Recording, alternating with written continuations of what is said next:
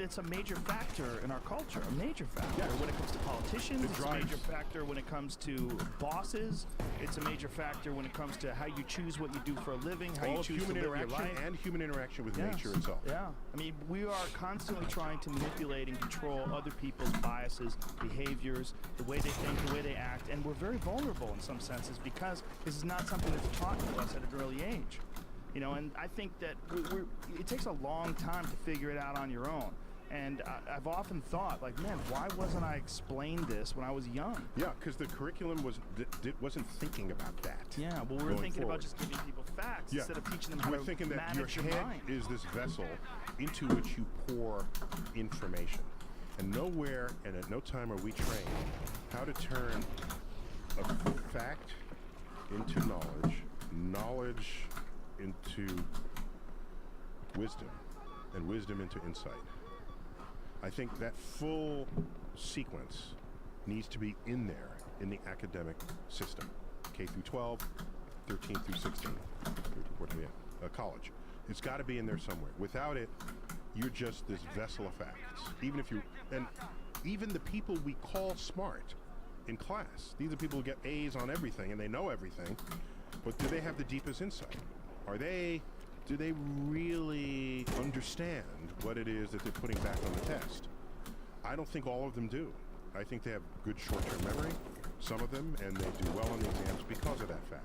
So they're good at acquiring data and maintaining it. Acquiring information and then bringing it back on command. Not all. Some are deep thinkers, and I don't want to take that away from them. All I'm saying is that the curriculum, I think, needs these other dimensions of survival, really. So that's what it is. It's survival in a world. And when a scientist says this is true, you can ask, well, why do you think that's true? Exercise some healthy skepticism. I don't have a problem with that. Say, because of, look at this evidence. Do you know how to read evidence, by the way? And look at this evidence. Look at this chart. Look at this experiment. And this is why we conclude, overwhelmingly, that this is going to happen in our future. I shoot out of you, pointy-headed scientist. What do you know? By the way, give me my cell phone so I can call my grandmother, okay? While I use GPS satellites to know when to make a left turn. Right? I'm going to call my astrologist. To tell them these scientists don't know, they got their head up their ass, right? So. Yeah. Well, I think also it would be really beneficial to teach people how to manage perspective and how to look at life in a way that's going to be beneficial to you. Well, we're not really given very many tools to manage the mind. Like philosophy, there's some philosophy classes that can help that. But even philosophy... Not all philosophy, but... Yeah, it's very rare that philosophy of, just how to think about decision-making and the causes and effects and consequences.